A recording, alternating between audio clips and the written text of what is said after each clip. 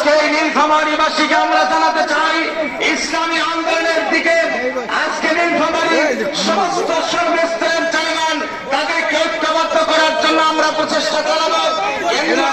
আমিরে জামাত যে কথাগুলি আজকে আমাদেরকে বলবে, বাস্তব ময়দানে প্রতিফলন ঘটানোর জন্য আমরা চেষ্টা করব ইনশাআল্লাহ।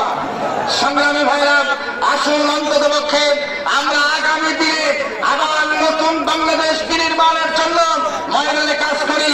আল্লাহ তাআলা আমাদের সবাইকে দিনের জন্য কবুল করুক, আমাদের প্রিয় মাতৃভূমি বাংলাদেশকে দিনের জন্য কবুল করুক।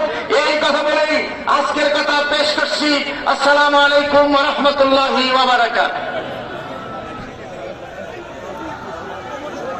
এবারে বক্তব্য রাখবেন বাংলাদেশ জামায়াত ইসলামী নীলফামারী জেলার মজলিস শুরার সদস্য, লালঢাকা উপজেলা আমির মাস্টার মুখলিসুর রহমান।